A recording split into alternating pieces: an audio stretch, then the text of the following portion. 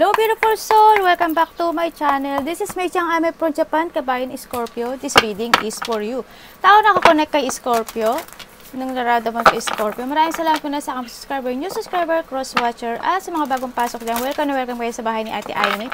Maraming salamat din sa nakakataba ng puso ninyong mga comment. Dahil kayo is resonate.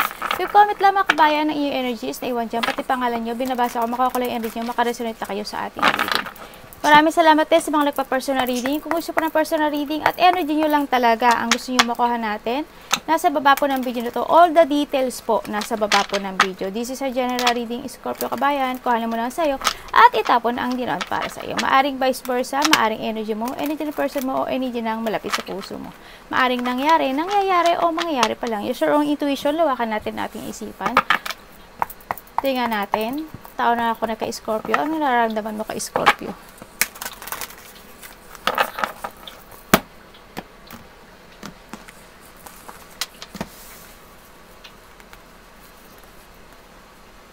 The Five of Wands. Aba?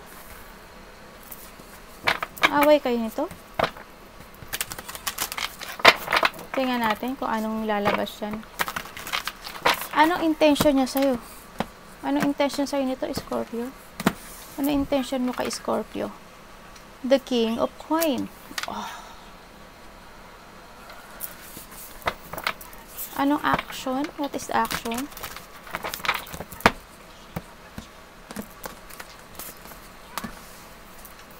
Ay.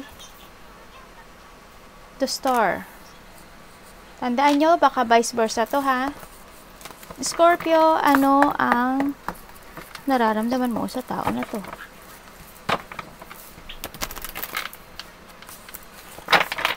Ibababa ko isa-isa yan, tapos ipapaliwanag ko ha. Palagi naman natin itong ginagawa. Oh wow, the Nine of Blades.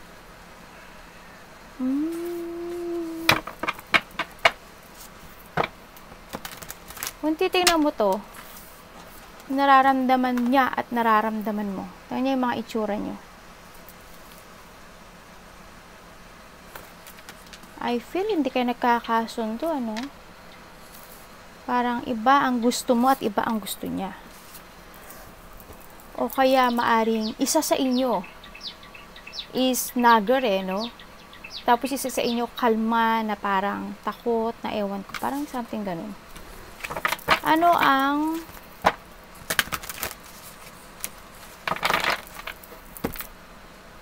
blind spot sa connection ito? Maaring ikaw o siya. The Sun. Okay.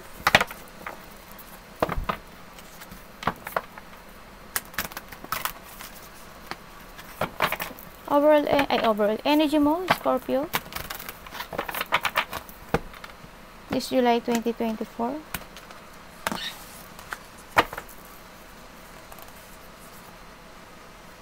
Four of Wands. Ano po ang advice nyo kay Scorpio this July 2024 universe? The Justice. Ano pa? Alama. Overall energy po ni Scorpio this July.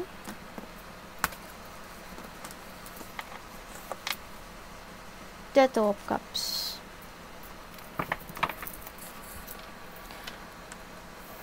Okay, nakita ko naman, focus ka sa mga ginagawa mo, may exciting. This July, may mga exciting part ako nakikita sa'yo, no? May mga, kailangan mo daw na, nag-iipon ka ng pere, no? Medyo nakita ko, magulo ang isip mo. Nakakaramdam ka ng hindi masaya. Then, makikita ko naman na may taong sumusuporta sa'yo at nagpapahalaga sa'yo. Maaring kinakausap at bumibigay ka ng advice ito. Maaring kapatid mo, nanay mo, tita mo, maaring girlfriend mo, asawa mo. Something na nakikita ko, no? Malapit sa puso mo. Yan. Bibigay siya ng advice and support with comes sa'yo, no? Yan. At, syempre, taon na ako na kay Scorpio. Bakit? Five of Wands ang nararamdaman mo sa Scorpio.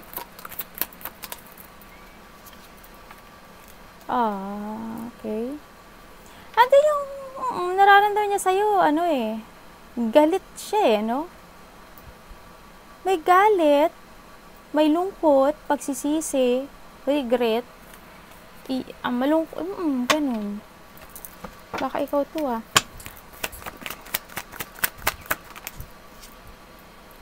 nagkahiwalay kayo? Nagkahiwalay pala kayo nito Pero isa sa inyo, binigay ang lahat, Pero hindi dumating kayo sa hiwalayan at pag-aaway, hindi kayo nagkaintindihan. Yun ang nararamdaman niya, maaring ikaw ito or siya, nararamdaman nito tao na to. Handun yung disappointment, they feel failure, parang nagkaroon siya ng mga regret, ganyan. Nagkaroon ng isolation, neglect, ganyan. As in, handun yung pagsisisi, sa nangyaring sitwasyon na to. King of Coins. Tay tayo dyan. Okay. Iba dito, related sa work o sa family, sa nakita ko dito. Maari iba sa inyo may family na. Baka iba sa inyo may family na, pero nakikita ko dito, kung may family kayo, hindi kayo masaya. Maari nagkaroon ng mga paghihigpit, as in, handun na yung mga, nililing lang, ito, attention niya sa'yo is to, yun nga, separation, nagkahiwalay na, and, di ko alam kung intention niya sa'yo na kahit hindi kayo nagkakasundo, kung magkasama kayo kahit hindi kayo nagkakasundo, ang intention niya sa'yo is parang handun yung money involved. May isa dito narcissist. Either ikaw o siya ang narcissist, Yun ang nakita ko. Pero hindi kayo same Hindi same ang energy na nakikita ko sa inyo. Kasi, isa sa inyo, nagmamahal na, may minamahal. Maring, ganun, may minamahal.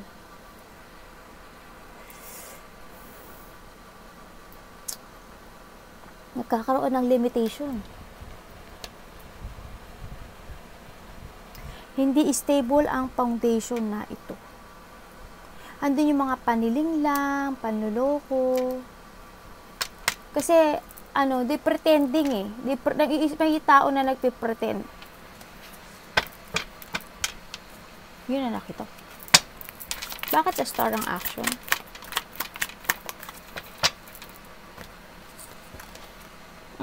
Okay. Handito yung action niya is yun nga, action niya, pagbabago. Revert, ganyan. New direction. Yan ang nakikita ko dito. Na abandonohin na ang nakaraan, ganun nakikita ko, going towards sa bago, to growth. You have also the star and the star. Yun, gusto na ng positive outcomes, gusto na ng wini-wish na niya na, or wini-wish mo, ganyan, ng pagbabago sa buhay, ganyan. Yung pagkakaroon ng, parang hindi ko alam kung sa iba pwedeng friend na lang tayo, ganyan. May mga ganun ako nakikita. Pwede bang friend na lang tayo, o kaya friend mo to, maaaring ganun. Kasi, bawa, isa sa inyo, pwedeng friend na lang tayo kasi, kumaga, why? Kasi isa, may minamahal ng iba. Or ikaw, o siya, ganun, nakita ko. O may gusto nang gawin sa buhay na gusto ng puso niya. Yun na nakita ko. They want to yan, ganun, pagbabago. Gusto ng pagbabago. New direction.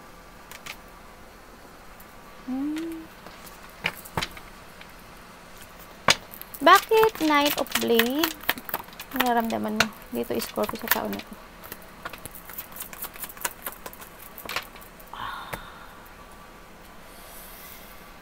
Hello?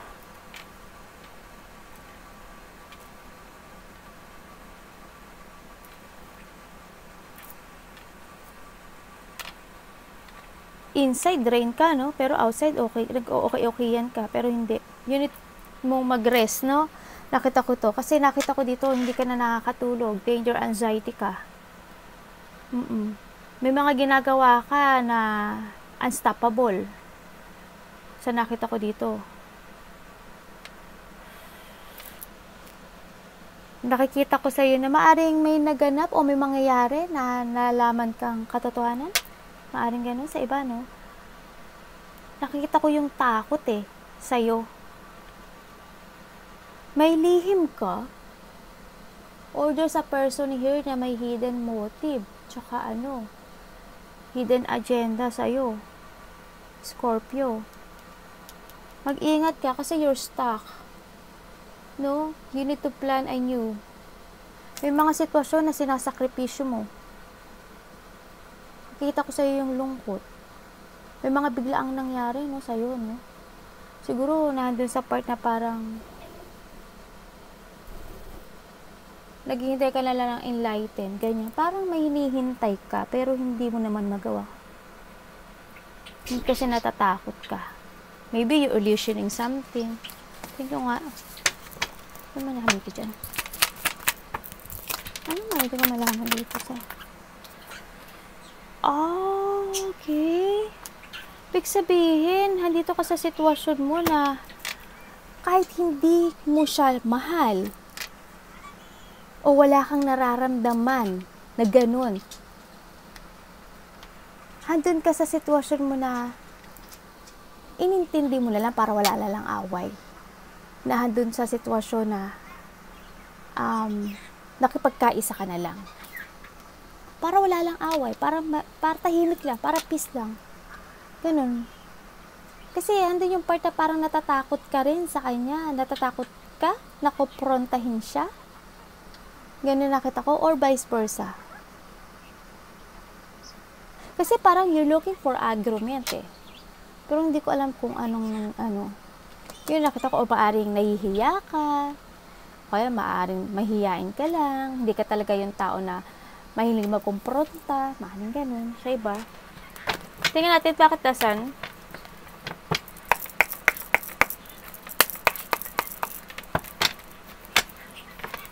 Bakit dasan ko ang blind spot sa kodeksyong ito?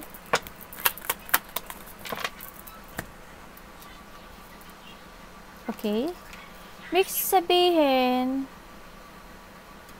may tao dito na nakikita ko na masaya na. Nagkaroon na ng recovery. Andun na yung happiness sa kanya. Nirelease na niya yung mga anxiety, pag-aalala, naka-recover na. Andito na yung nag-let go na rin sa anxiety. Naging kalma na, nagkalma na. Bakit naging kalma? Mantalang, if ever na ikaw ito, or ibang tao to, Kung ikaw ito, may ginagawa ka.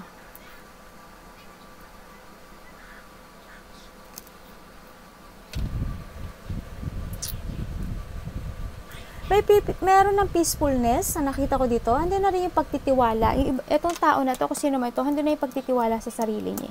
Hindi ko alam kung anong ginawa niya sa'yo or ginawa mo sa kanya. Hindi ko alam kung sinong tao to, pero itong tao na to, andun na yung pagtitiwala niya na masaya kaming pamilya, masaya kaming relasyon, na okay kami. Ganun, na dati nag-aalala siya.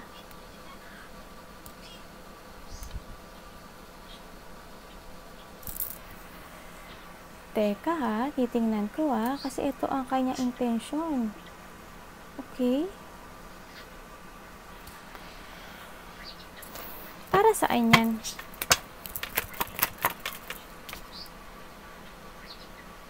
Oh. Ibig sabihin, itong tao na to, hindi siya masaya dati, pero ngayon, nakita ko, masaya na siya. Dati nag-aalala siya Pero ngayon, hindi ko na nakita nag-aalala siya. Hindi ko alam kung bakit. Kung sino man ito, yun ang nakikita ko.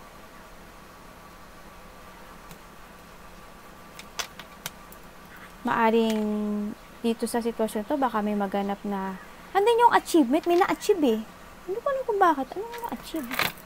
May na-achieve. Itong taon to, may na-achieve. Kaya masaya yung aura niya.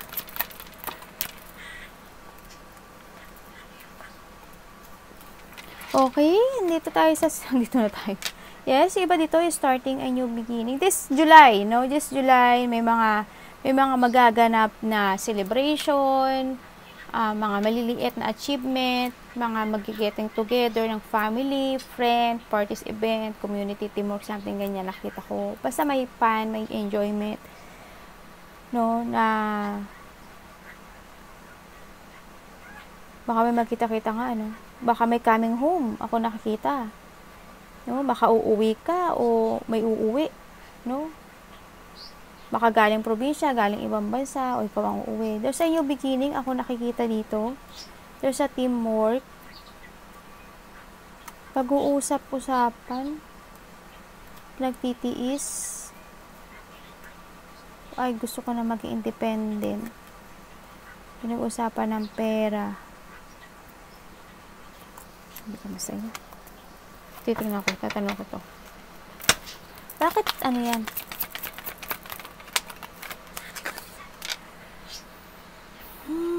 Okay, nandun sa part na may mga inaasam. Oo, may mga inaasam na situation. Ako na nakita this July, pero kailangan ng lakas ng loob, ano? Siguro, before mong asamin yung gusto mo talaga sa buhay mo, siguro may mga ginagawa ka na dapat pang unahin bukod sa talagang pinakagusto mo sa buhay na wish come true mo, no? Yun ang nakikita ko sa iyo.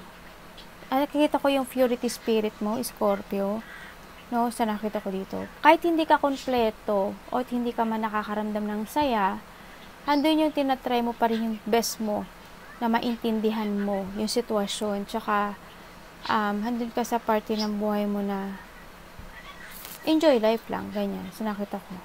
Parang uunahin mo muna yung mas importante kaysa sa nasa puso ko, kaysa sundin ko muna yung kaysa sundin ko yung nararamdaman ko. May mga multiple priorities pa na, or multiple tasking pa na dapat gawin, ganyan. Kasi nakita ko sa'yo ups and down, or back and forth ang nakikita ko sa'yo.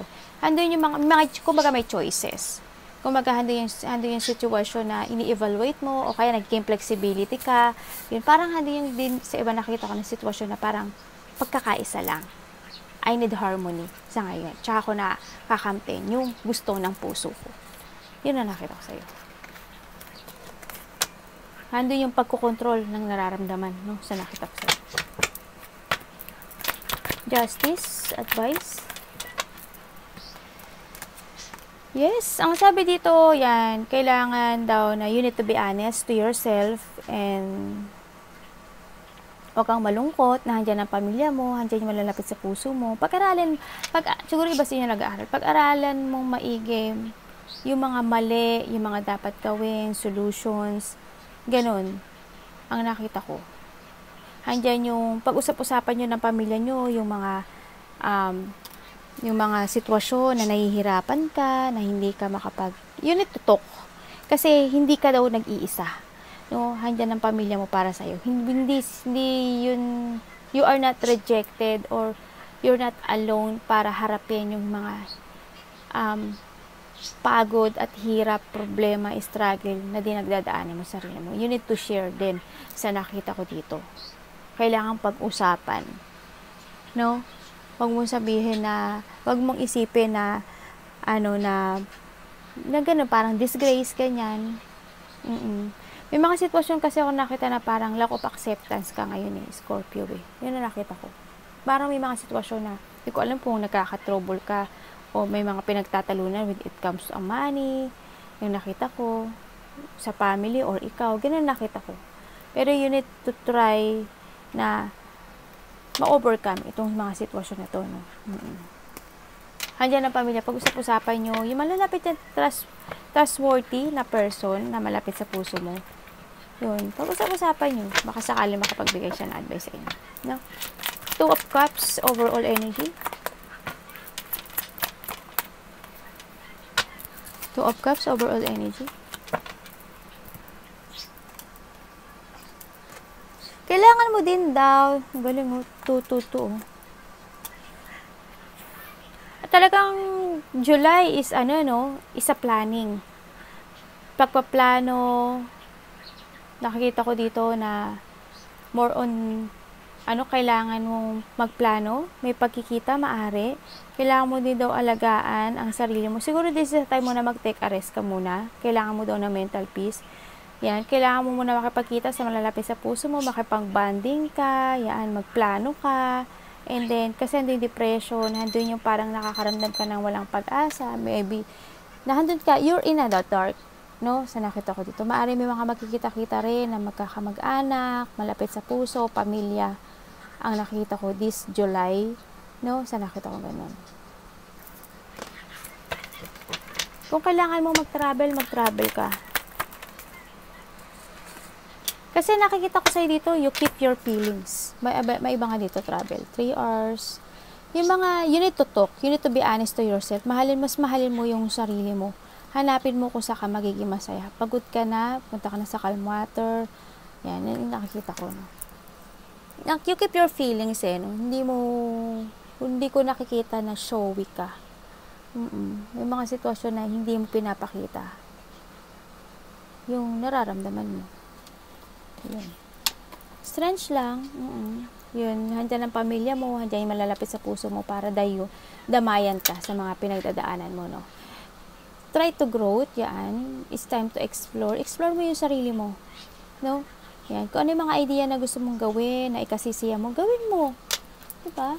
Kaya nakita ko kung siguro iba nga, hindi pa magawa kasi may mga dapat pang unahin, gano'n nakita ko. Pero, you need to talk. Kailangan din ng communication, ng pag-uusap-usap, para makatulong sila sa'yo. Baka mabigyan ka pa ng advice, no? Malalapit sa puso.